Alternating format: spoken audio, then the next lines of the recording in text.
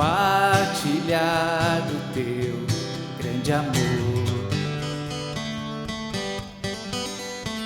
O que podemos ser na vida de alguém depende tão somente de nós. Se eu não for, quem irá? Se eu não estender as mãos, quem o fará? Me envolver, me entregar e dizer ao mundo que Jesus voltará,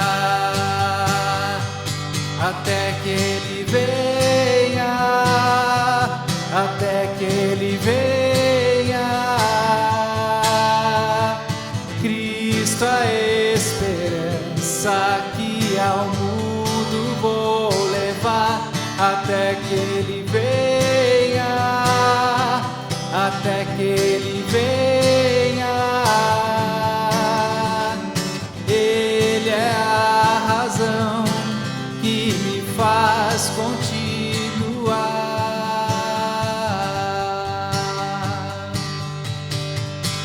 A graça me alcançou, pra ti quero viver, compartilhar do teu grande amor. Que podemos ser na vida de alguém depende tão somente de nós. Se eu não for, quem irá? Se eu não estender as mãos, quem o fará? Me envolver, me entregar e dizer ao mundo que Jesus voltará, até que Ele venha, até que Ele venha. Cristo a esperança que ao mundo vou levar, até que Ele venha, oh, até que Ele venha. Ele é a razão que me faz continuar, até que Ele venha, até que Ele venha. Cristo a esperança que ao mundo vou levar, até que Ele venha, oh, até que Ele venha. Ele é a razão que me faz continuar.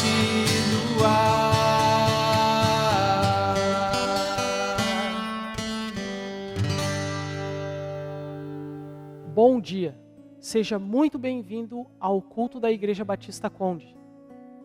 Eu queria que você abrisse comigo a sua Bíblia em Mateus capítulo 4, versículos de 23 até o versículo 25. Eu quero ler com você essa parte. Esse texto, ele fala bem assim: Jesus foi por toda a Galileia. E o que Jesus estava fazendo? Ensinando nas sinagogas deles, pregando as boas novas do reino de Deus e curando todas as enfermidades e doenças entre o povo.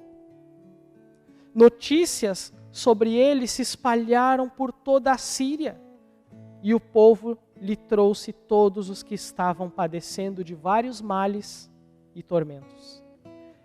Endemoniados, epilépticos, paralíticos, e ele os curou.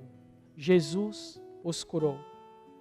Grandes multidões passaram a seguir Jesus, grandes multidões o seguiam, vindas da Galileia, Decápolis, Jerusalém, Judeia e da região do outro lado do Jordão. E a continuação, no capítulo 5, o texto diz assim: vendo as multidões, Jesus subiu ao monte e se assentou. Seus discípulos aproximaram-se dele e ele começou a ensiná-los, dizendo: bem-aventurados. A série que nós começaremos hoje sobre as bem-aventuranças de Jesus. E nós vamos começar hoje com pobres em espírito e humildes. A nossa oração é que Deus fale ao seu coração. Que Deus possa te instruir de uma maneira tremenda. E que Deus possa abreviar o tempo que nós estamos vivendo hoje.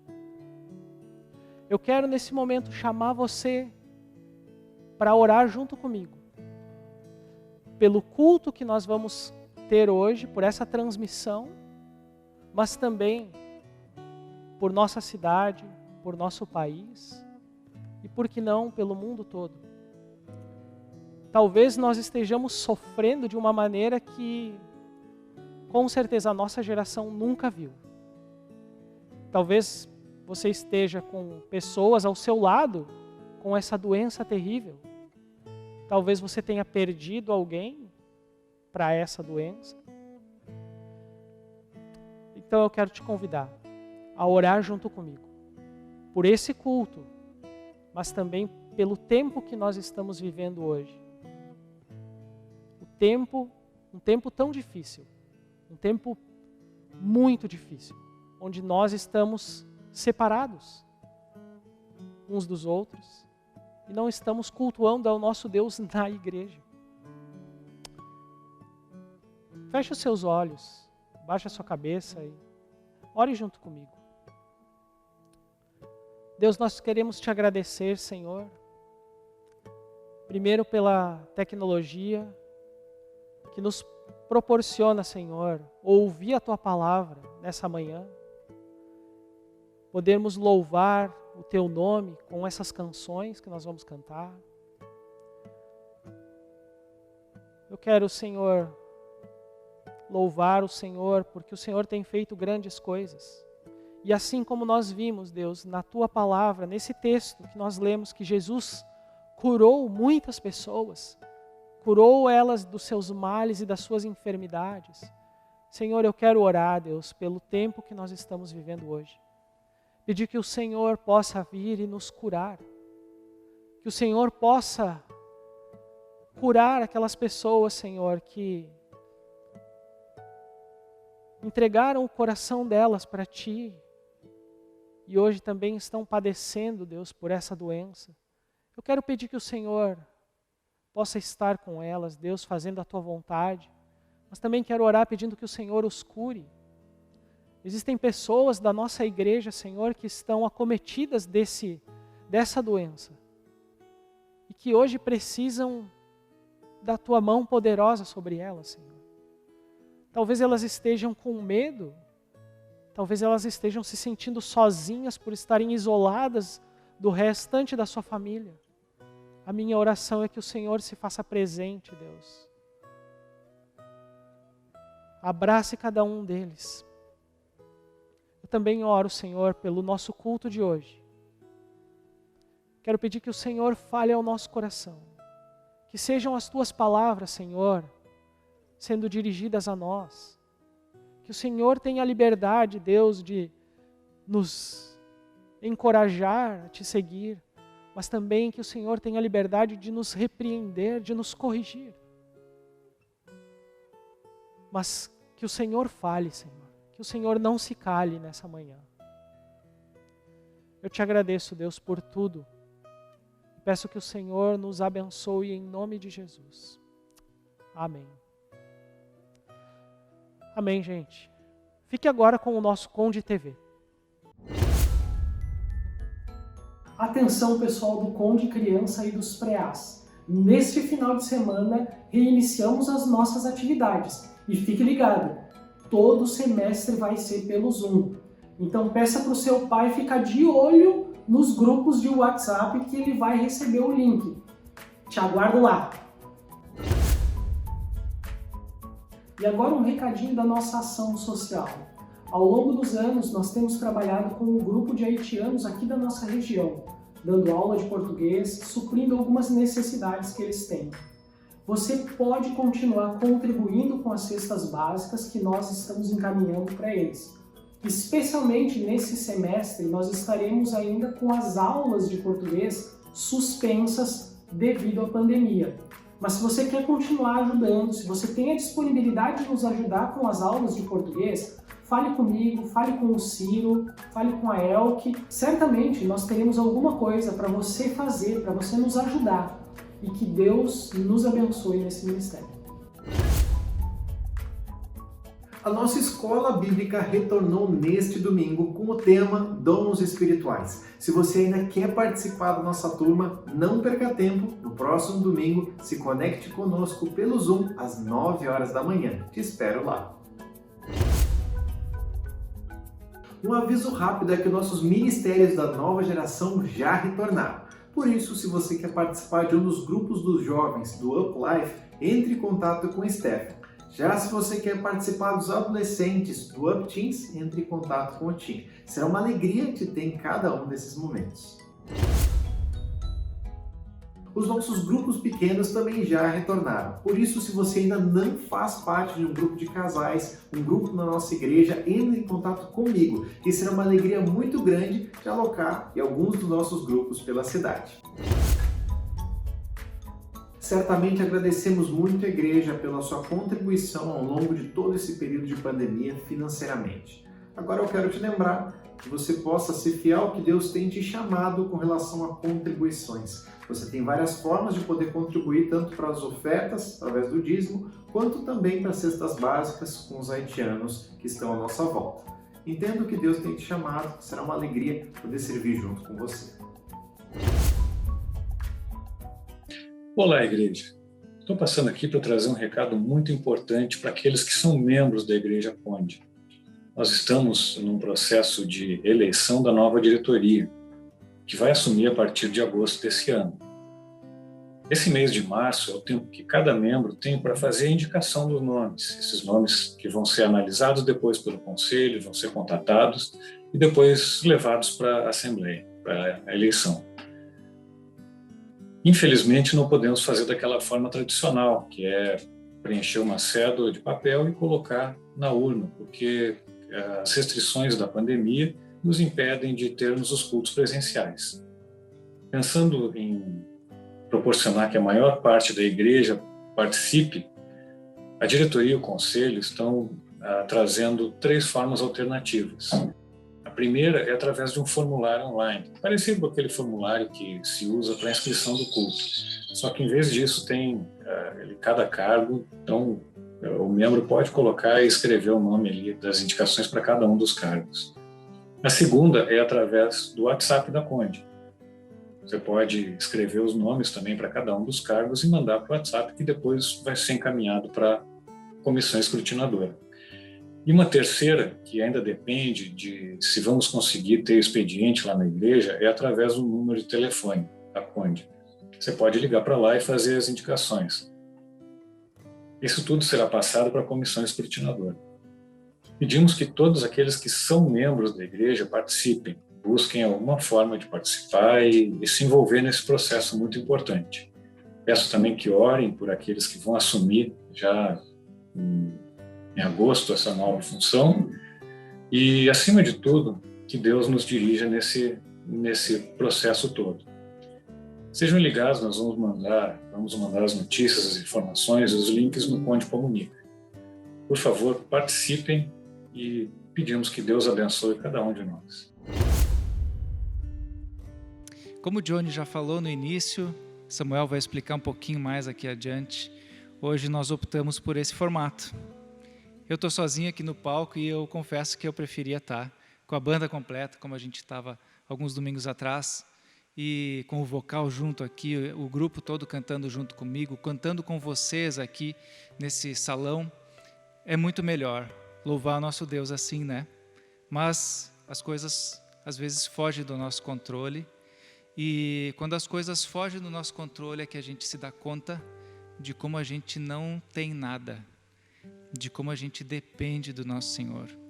E como é bom poder depender dEle. Muitas vezes a gente acaba recorrendo a vícios, ao trabalho, a segurança, a falsa segurança que a nossa conta bancária pode dar em algum momento, ou alguma pessoa que é fundamental na nossa vida e sem ela a gente não pode viver. Na verdade, esse tempo ele tem nos mostrado que somente com Cristo, somente em Deus é que a gente tem a paz que a gente precisa. Ele é tudo que nós precisamos. As músicas que a gente vai cantar, que vai ouvir agora, elas falam exatamente disso. Eu te convido a, se não quiser cantar, se não está com o coração tranquilo para cantar, faz essa oração para Deus. Esse é o momento talvez de pedir, não de agradecer. A gente deve ser grato, claro, né? Em todas as circunstâncias, como a palavra nos fala, mas a gente também tem o tempo de pedir. Talvez esse seja o teu tempo agora, de pedir, de se achegar bem perto de Deus e colocar diante dele essa tua aflição, a tua súplica. Enquanto a gente canta, vai ouvindo a música, canta comigo também, aí onde você está.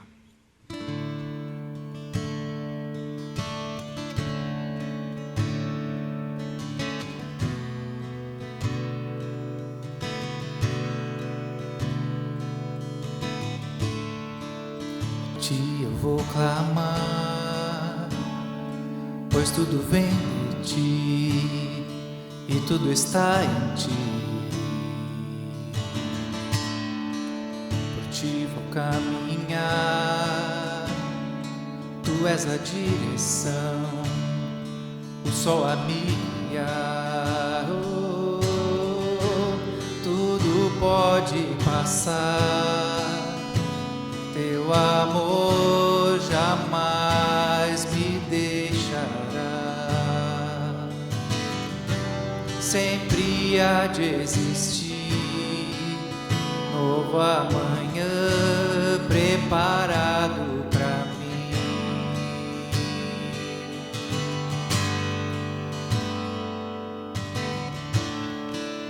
A ti eu vou clamar, pois tudo vem de ti e tudo está em ti. Por ti vou caminhar, tu és a direção, o sol a me guiar. Tudo pode passar, teu amor jamais me deixará. Sempre há de existir novo amanhã preparado pra mim, preparado pra mim.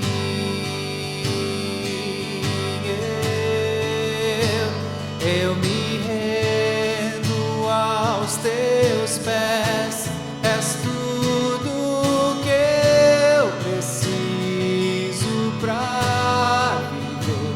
Eu me lanço aos teus braços, onde encontro meu refúgio, Jesus.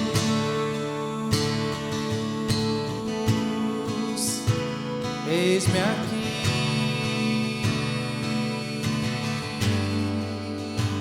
Jesus.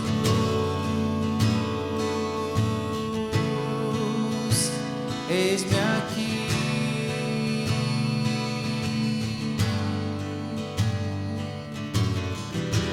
Tudo pode passar, teu amor jamais me deixará. Sempre há de existir novo amanhã preparado pra mim, preparado pra mim. Oh, eu me rendo aos teus pés, és tudo que eu preciso pra viver. Eu me lanço aos teus braços, onde encontro meu refúgio. Eu me rendo aos teus pés, és tudo que eu preciso. Eu me lanço aos teus braços, onde encontro meu refúgio, Jesus.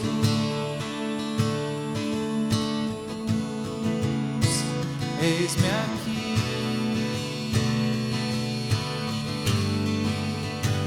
Jesus.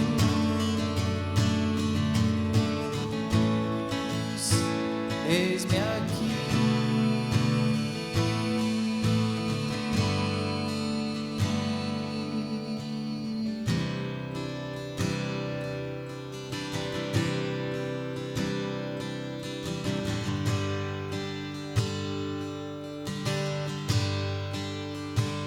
Há um lugar de descanso em ti. Há um lugar de refrigério em ti.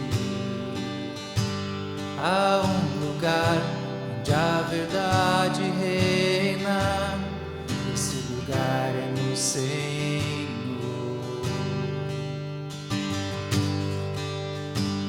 Há um lugar onde as pessoas não me influenciam. Há um lugar onde eu ouço teu Espírito. Há um lugar de vitória em meio à guerra.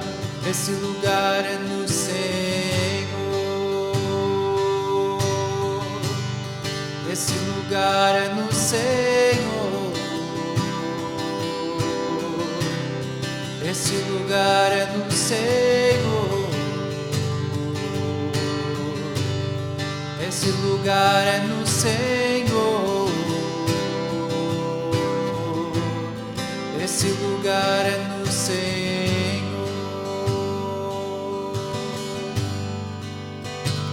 Há um lugar onde a inconstância já não me domina. Há um lugar onde minha fé é fortalecida. Há um lugar onde a paz é quem governa. Esse lugar é no Senhor.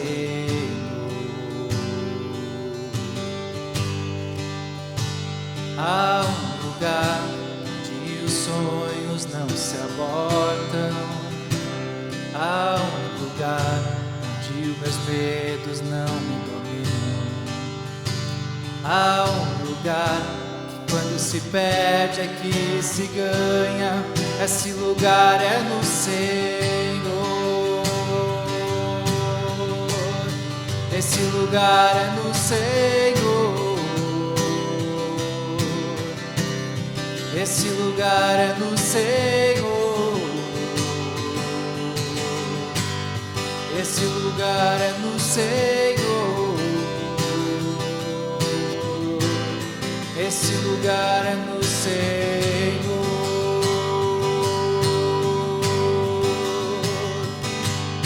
És tudo que eu preciso, Jesus. És tudo que eu preciso, Jesus. És tudo que eu preciso, Jesus.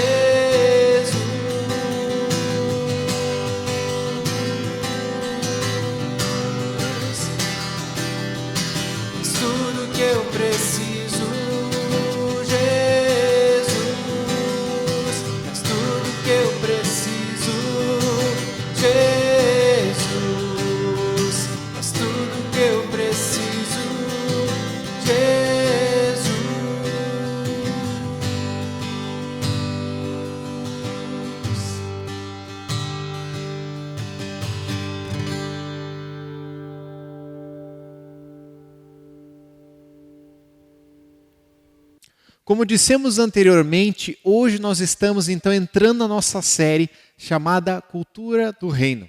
Nós, semana passada, falamos sobre a nossa ênfase para o ano, como nós queremos viver esse reino, queremos que seja algo real para o nosso dia a dia.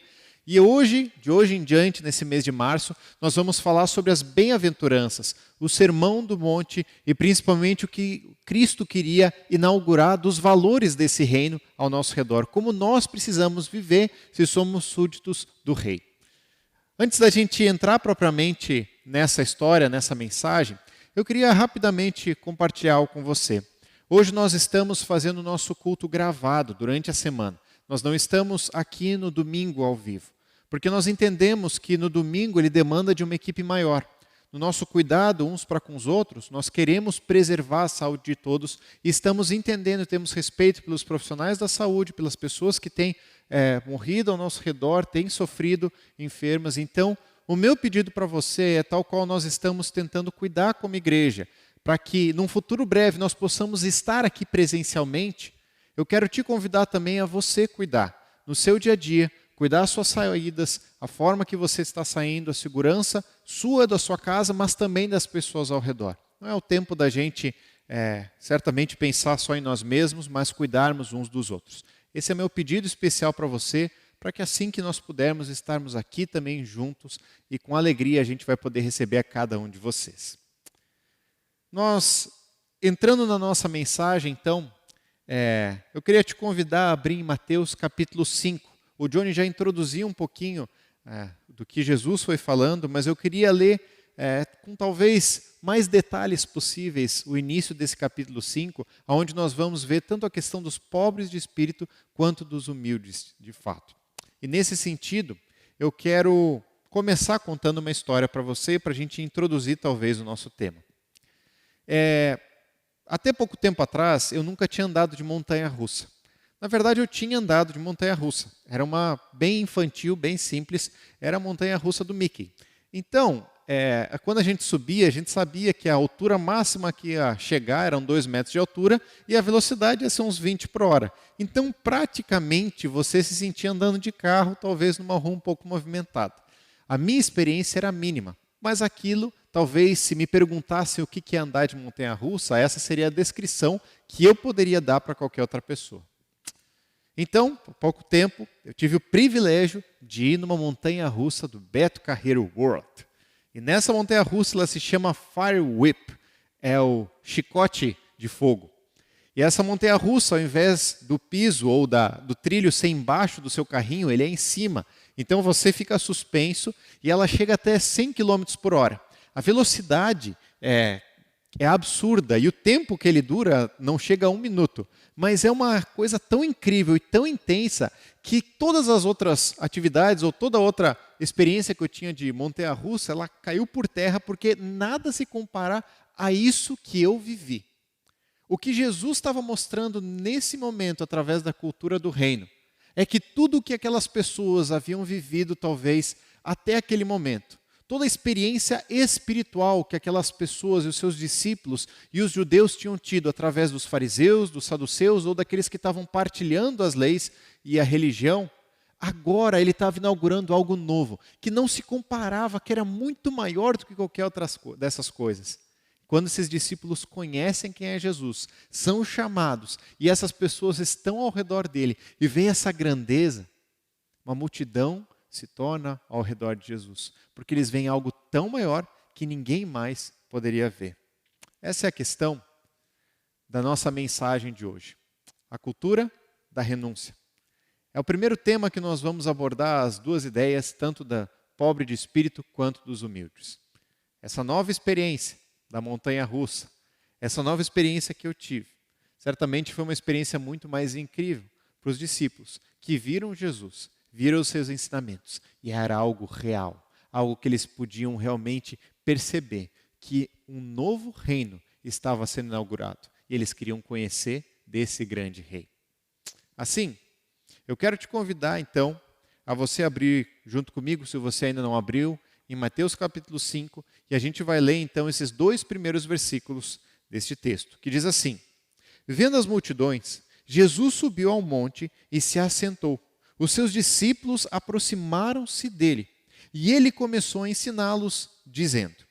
Muito bem, desses 2 versículos a gente já pode pegar diversas lições. E o meu maior anseio é que quando você, num futuro próximo ou no momento posterior a esse, você leia esse texto de Mateus 5, você de cara consiga classificar de fato os valores do reino. E isso de fato fale ao seu coração de uma maneira muito prática. A minha ideia hoje é que você saia daqui com lição de casa, sabendo o que você precisa fazer, sabendo o que você precisa lidar, sabendo as coisas que talvez precisam ser transformadas no seu dia, para que o reino entre na sua casa, no seu coração, de uma forma muito mais intensa. A primeira coisa que a gente percebe é o contexto talvez que se aplica a esse texto. Jesus, ele tinha recém-chamado os seus discípulos e estava no início do seu ministério. Nesse início de ministério, ele vai falando, logo depois que João Batista é preso, como nós lemos no começo do texto, de fato, da semana passada, que de fato o que Jesus começou a pregar é arrependam-se, porque o reino de Deus está próximo. Ou seja, Jesus está falando, vocês precisam se arrepender da vida que vocês estão vivendo, porque esse reino desse grande rei está chegando, e a forma que você vive esse reino é diferente do que você vive o reino desse mundo. Por isso, se arrependa, entenda que você precisa ser transformado.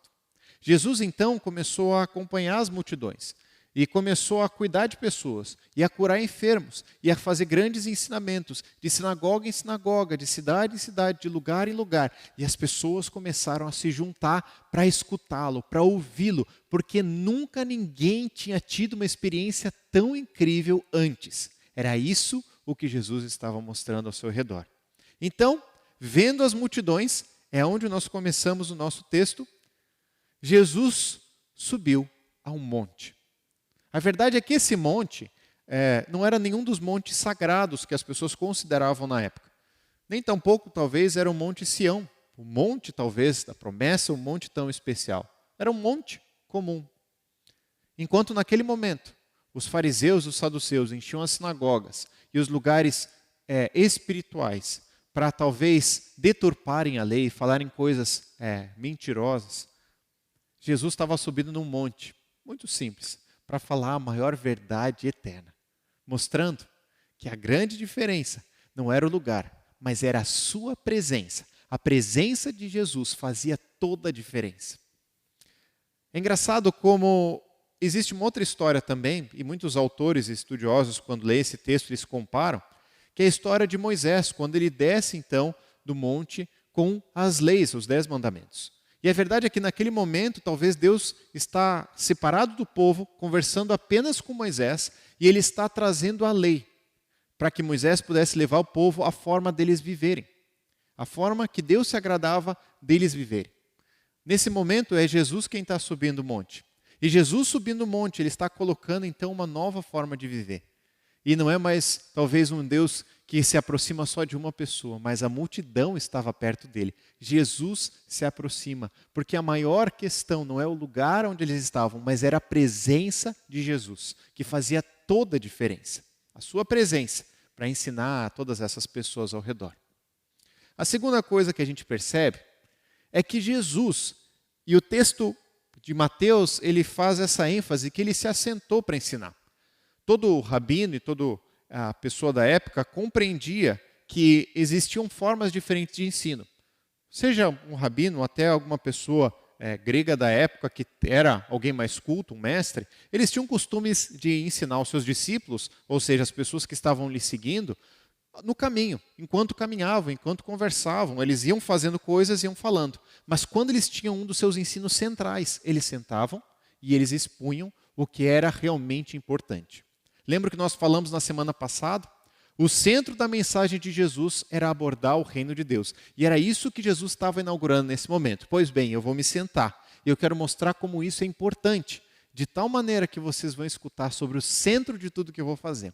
O Sermão do Monte, que é o que nós estamos estudando, é talvez o centro de toda e o resumo de tudo que Jesus foi tanto vivendo, mostrando, como ensinando também. Nós podemos condensar muitos e muitos textos dos evangelhos dentro dos princípios que Jesus mesmo aborda. E alguns deles nós vamos ver hoje também. A questão é que de fato Jesus estava mostrando o centro do que ele queria ensinar. Por fim, nós vemos dois tipos de pessoas. Nós vemos a multidão que seguia Jesus e que estava indo perto, possivelmente ao monte, e os discípulos que estavam próximos a Jesus, aqueles a quem Jesus chamou, e estavam realmente escutando os seus ensinamentos. Eu realmente creio que as multidões estavam escutando também o que Jesus estava falando, porque esse sermão do monte, ele dura os capítulos 5, 6 e 7. No final do capítulo 7, fala que as multidões ficaram maravilhadas com os ensinos de Jesus. Então, de fato, elas estavam escutando. Mas a coisa mais incrível é que existia essa distinção no próprio texto. Havia a multidão e os discípulos. A multidão estava talvez um pouco à distância. Os discípulos, eles estavam perto. A multidão, ela estava ali por conta das curas, do que eles poderiam ganhar, como eles poderiam se beneficiar com tudo isso, como já tinham visto.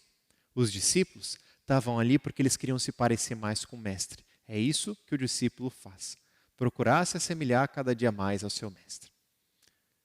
A minha grande pergunta para nós começarmos talvez esse estudo é: qual a sua expectativa? Porque a expectativa da multidão era, através daquele ensino, ser curado e literalmente receber tudo o que eles queriam. Qual a sua expectativa, talvez até nessa mensagem? Talvez você sentou no seu sofá agora e você está pensando: tomara que Deus me dê tudo o que eu preciso, porque a minha conta ainda não foi paga, porque as coisas ainda não aconteceram o que eu queria, porque meus sonhos não foram realizados, porque eu não posso sair para fora de casa, porque o que eu queria eu não estou ganhando. Então, talvez, se eu me aproximar mais de Deus, se eu ver essa mensagem, aí Deus vai realmente me recompensar. O discípulo não pensa assim, a expectativa dele é de que maneira eu posso me parecer mais com o meu mestre. Sabe a coisa mais incrível? O discípulo é quem viu o mestre de perto. A multidão não. O discípulo viu as grandes realizações, o grande ensino e o centro de tudo que Jesus estava falando. A multidão, não. Se você quer ver de perto o que Deus está fazendo na sua vida, o que Deus está fazendo ao redor, o que Jesus e o plano dele está na sua vida por completo, se aproxime dele como discípulo. Porque a multidão vai ter uma barganha, vai ter uma busca e logo vai passar. Os discípulos permanecem e participam do que Deus está fazendo. Qual a sua expectativa? Isso vai definir todo o resto que nós vamos falar hoje. O texto continua, mas antes de nós continuarmos, eu queria realmente te convidar a mais uma vez nós orarmos. Porque eu entendo que a palavra de Deus ela é viva e ela vai falar ao nosso coração. O Espírito Santo toca o nosso coração muito mais fundo do que eu possa tocar ou do que qualquer outra pessoa possa tocar. Eu não posso transformar o coração de ninguém, mas o Espírito transforma. Eu quero clamar para que Ele fale ao seu e ao meu coração. Senhor Deus, o Senhor me conhece. O Senhor sabe que em mim não tem nada de especial. Sabe como o meu coração ele é pecador e ele lida com tantas falhas a cada dia. Deus, com a maior sinceridade do mundo, eu quero que o Senhor fale ao coração de cada um. Não me permite atrapalhar, porque eu sei que o meu desejo é aparecer. Tira isso de mim e que o Senhor apareça. E que a tua verdade ela fale fundo ao coração de cada um, para que nós possamos ser práticos. Deus, através desse texto, o Senhor tem me ensinado coisas e eu quero ser prático. E é por isso que eu quero convidar os meus irmãos a fazer o mesmo. Deus nos ajuda a, conhecendo um pouco mais, entendendo um pouco mais desses valores do teu reino, nós vivemos ele a cada dia. Em nome de Jesus, amém, Pai. Muito bem, Jesus sobe ao monte então, ele compartilha a seguinte frase então com seus discípulos: bem-aventurados os pobres em espírito, pois deles é o reino dos céus. Bem-aventurado é uma palavra que tanto o grego quanto o judeu eles conheciam. Tanto no hebraico quanto no grego havia uma definição dessa palavra. Para vários deles, principalmente para os gregos, essa palavra e essa ideia do bem-aventurado, ela remetia muito a uma alegria que só os deuses ou só os mortos experimentavam. É aquela alegria plena, satisfeita, dizendo, não preciso mais fazer nada. É aquela alegria de ser tudo o que você precisa ser e de ter tudo o que você gostaria de ter. Então você está plenamente feliz. Então quando Jesus fala sobre bem-aventurado, ele está falando sobre algo especial que as pessoas não estavam acostumadas a escutar, pelo menos em um contexto humano, de pessoas. Jesus estava falando de uma alegria que era independente das circunstâncias. toda alegria que a gente vive nessa terra, que se baseia nos nossos recursos, no que nós temos, são coisas conquistáveis ou coisas que a gente pode perder. Nós temos visto que até hoje a nossa saúde, que talvez era uma grande alegria, hoje também não está sobre a nossa dependência plenamente. Nós dependemos também de Deus. E a verdade é que essa alegria, ela independe das circunstâncias. Por fim, Jesus não estava falando para os seus discípulos de uma promessa ou de algo que um dia eles poderiam ser bem-aventurados só, ou um dia eles poderiam ser abençoados, felizes de fato, mas ele estava dizendo, hoje, vocês serão felizes. Vocês podem ser felizes hoje, se vocês viverem neste padrão. Se vocês forem pobres em espírito. Porque se isso acontecer, todo o resto se transforma na vida de vocês. A ideia é que quando a gente vai vendo, talvez, a sequência desse texto, os discípulos, aqueles que queriam muitas coisas de Jesus e que não entendiam muito dos seus ensinamentos, quando Jesus então se entrega como um cordeiro e vai à cruz, os discípulos são transformados. E a primeira coisa que eles pensam é, eu quero viver da mesma forma que o meu mestre viveu. Como nós falamos, o discípulo imita seu mestre. Os discípulos eles começam a pregar sobre o evangelho, sobre o reino e sobre essas boas novas. E todos eles sofrem talvez o mesmo destino. Terminam a sua vida como mártires, entregam a sua vida. Depois desses discípulos tem Estevão, que é um diácono, alguém chamado para servir a Deus. Mas ele começa também a pregar e a compartilhar sobre o que Deus estava fazendo na sua vida e sobre quem ele era.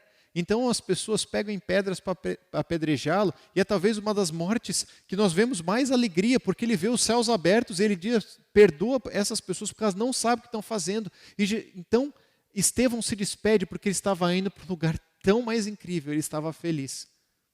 Nós vemos então que na sequência disso Paulo, ou Saulo na época, ele está consentindo com a morte, talvez ele foi um dos que foram os mandantes para a morte de Estevão, e Saulo pouco tempo depois, sobre uma luz muito forte, ele encontra o Filho de Deus. E é sobre esse Jesus que ele começa a viver. E ele termina a sua vida dizendo que tudo que ele tinha como lucro, ele começou a considerar como perda. E que no final da sua vida ele havia combatido o bom combate. Ele estava feliz, ele tinha aprendido a viver contente em toda e qualquer circunstância. Porque não eram as circunstâncias desse mundo que ele se baseava, mas era a presença do Cristo na sua vida.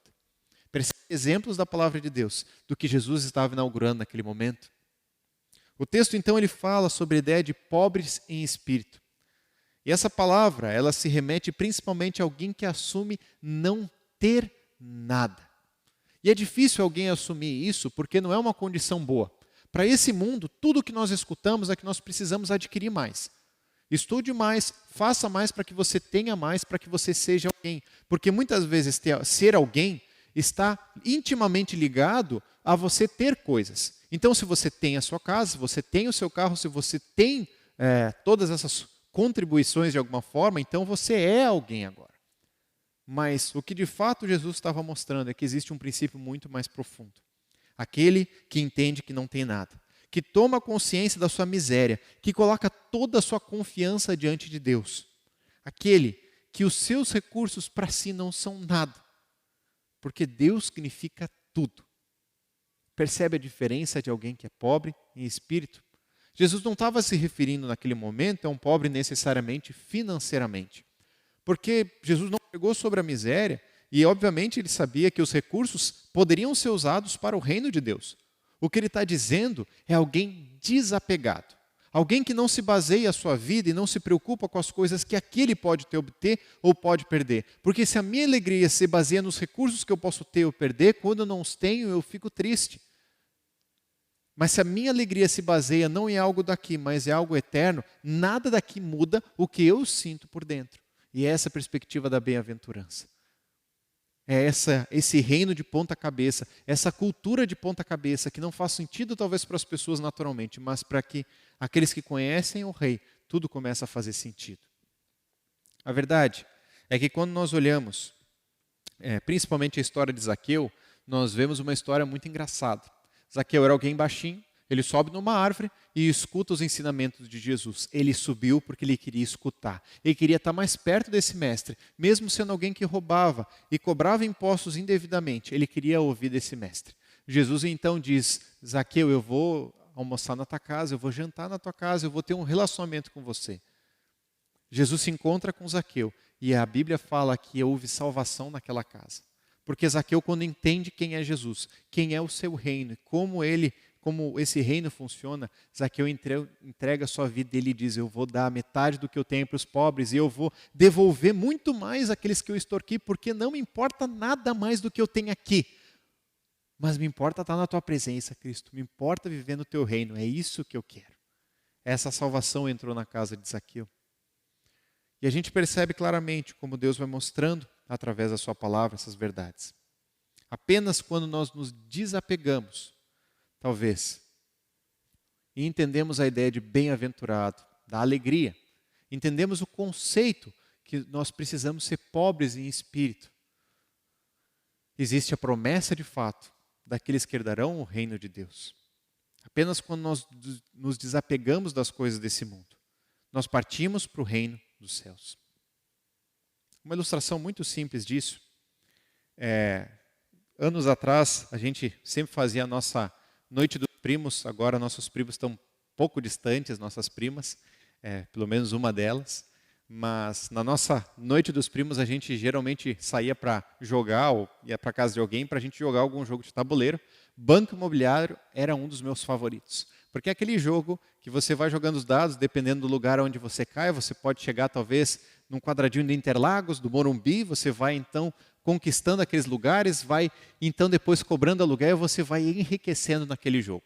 E eu ficava me sentindo excelente quando eu ganhava nesse jogo, eu começava a ampliar os meus terrenos e eu começava a barganhar com aquele que já estava falindo, então eu falava, me dá 2 terrenos teus e aí eu te deixo passar dessa, e a gente vai ampliando o jogo, e aí você vai até se sentindo um pouco mais, você dá uma notinha de R$1, vai dar uma notinha de R$10, R$100 para o outro, porque você está distribuindo, e você acha que você é o dono do mundo naquele jogo, até que o jogo termina.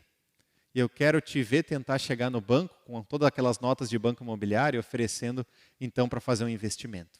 Não adianta de nada, porque a nota do banco imobiliário só serve para o banco imobiliário. Pois bem, são assim os recursos que nós temos neste mundo. Você pode acumular, você pode crescer, você pode se sentir o tal, ter tudo, mas isso no reino de Deus não importa de nada. Porque da mesma forma que você não leva as notas do banco imobiliário para o banco para poder fazer investimento, você não leva o dinheiro do seu banco ou tudo que você tem para a eternidade. O que nós conquistamos pela graça e de graça. E o que nós vivemos por obediência. Não pelos nossos recursos, mas nós utilizamos esses recursos para servir a Deus. Essa é a inversão completamente oposta do que nós somos ensinados no nosso dia a dia. A grande questão e a grande pergunta é: o que de fato você possui? Quanto antes você entender que você não tem nada, e que nós somos pobres de espírito, e que tudo o que nós temos é Cristo, nada desse mundo pode te trazer tristeza, porque você não tem nada. E se você não tem nada, tudo é lucro. E tudo que você pode viver com Cristo é lucro. Eu tenho olhado para a minha vida e examinado como cada vez mais me alegram as conquistas que nós temos, talvez em casa, as coisas que a gente compra, que a gente adquire, mas eu percebo claramente que Deus me chama a cada uma das coisas que eu possuo a servir Ele através delas. Porque essas coisas são só coisas. Quando eu ganho, quando eu perco, quando eu tenho ou quando eu não tenho, são só coisas, são só recursos, são só coisas que vão passar. Mas o que eu vivo com meu Deus, as expectativas que eu caminho com Ele, os valores do reino, esses são eternos. Querido, entenda que tudo que Deus tem te dado é para que você possa usar para o reino. E isso vai ser um exercício seu diário, de você entender primeiramente, olhando para Deus, quem você é e como você não tem nada. E a coisa mais incrível é que talvez você recebeu tudo dele. Olhando para a minha vida, eu tenho percebido como, claramente, a saúde que eu tenho vem de Deus. Porque quando nós olhamos ao nosso redor, nada nos define de fato que nós não teremos, seja Covid, seja uma outra doença, o sopro da vida. E o que mantém o nosso organismo funcionando é o próprio Deus. Ele me deu a vida. Ele me deu uma família que me amou e me ama profundamente. E eu tive o cuidado e o ensino deles para educação e conhecer sobre Jesus. Deus me deu uma casa onde eu posso deitar a minha cabeça sobre o colchão e estar realmente protegido. Deus deu carro, Deus deu uma esposa maravilhosa, muito mais do que eu poderia merecer. Deus me deu uma filha e todas essas coisas são dádivas dele. Nada são minhas. O pobre de espírito é aquele que entende que não tem nada. E eu quero reconhecer que não há nada que eu tenha que seja meu. Mas tudo é dele. Eu quero usar tudo para ele. O texto então continua. E nós seguimos então, pulando do versículo 4, que nós vamos ver em outro dia, e indo para o versículo 5, que talvez vai numa linha parecida com o que nós estamos vendo hoje. E o versículo 5 ele diz assim: Bem-aventurados os humildes, pois eles receberão a terra por herança. O humilde é aquele que em outras versões talvez é traduzido como manso. E essa ideia principal é aquele que assume não ser nada. Se até então a gente estava vendo do pobre de espírito, que é aquele que não tem nada, o humilde ou manso é aquele que admite não ser nada. Ele admite as suas limitações, admite que ele não pode, que ele não consegue, mas admite que ele precisa de um Deus, ele é dependente de Deus.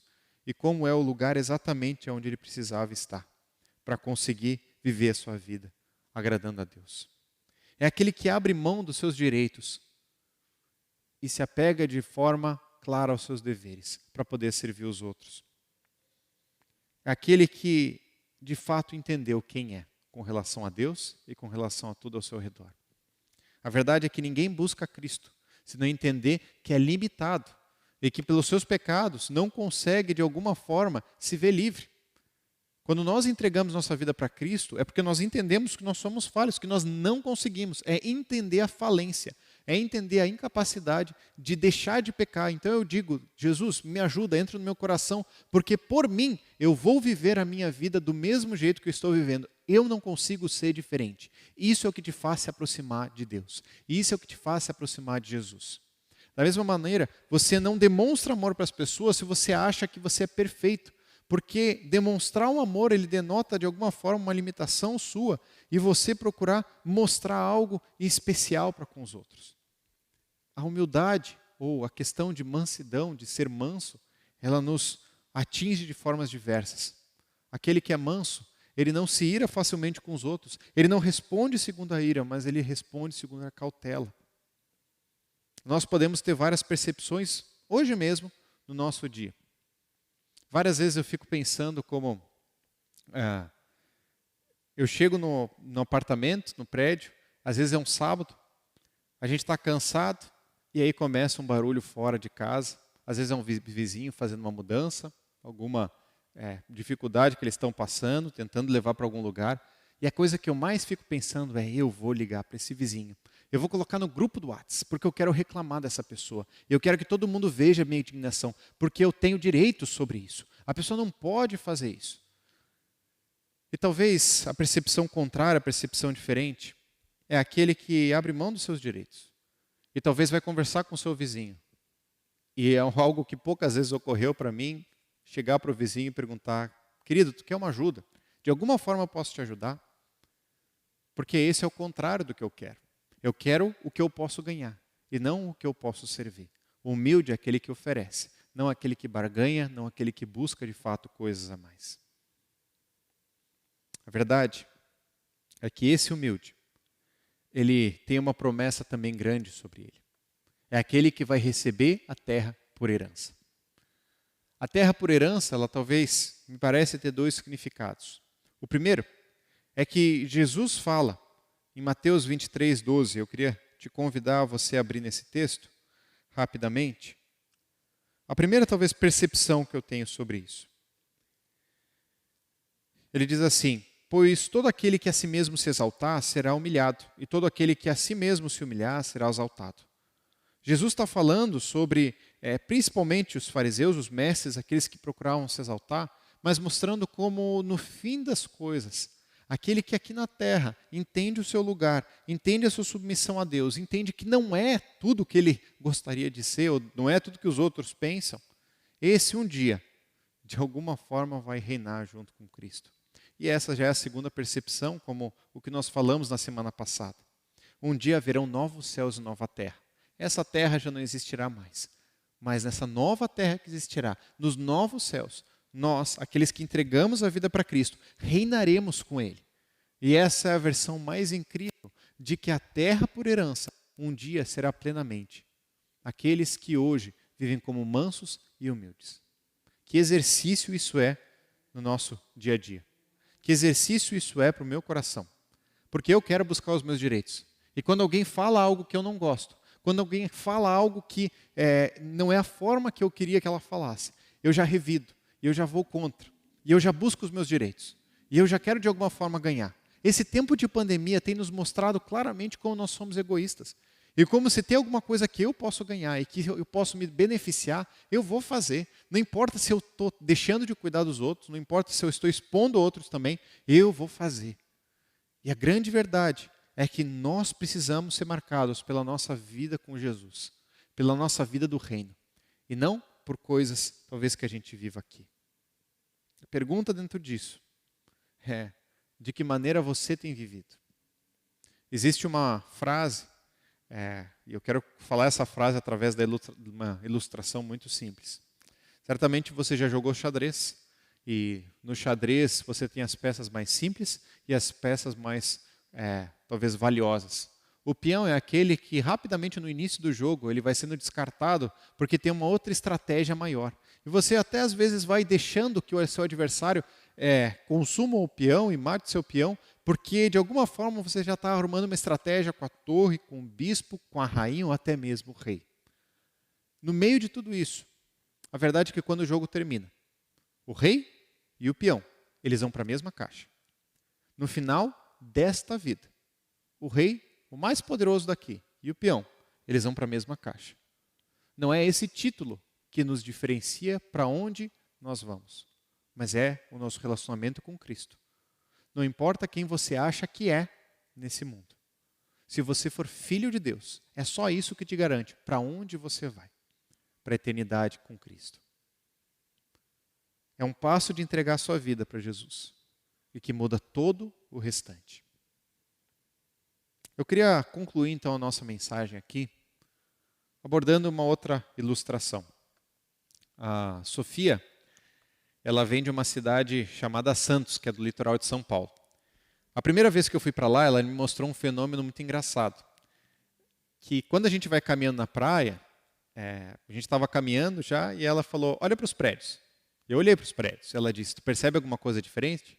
Falei, olha, talvez a minha lente não esteja tão boa, ou os meus óculos talvez já estejam falhando, mas parece que tem alguns prédios meio tortos. Ela falou, exatamente. E os prédios são bem tortos. Tanto que se você solta uma bola num canto da sala daqueles prédios, ela vai caindo para o outro. Tanto que tem um prédio chamado prédio torto, de fato.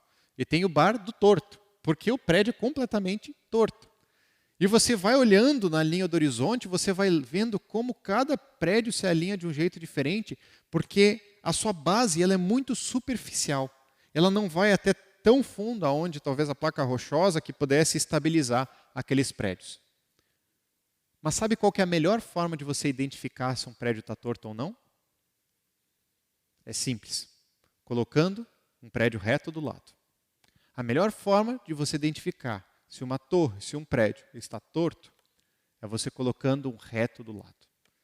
Se você pode sair talvez com uma mensagem, com uma ideia de toda essa mensagem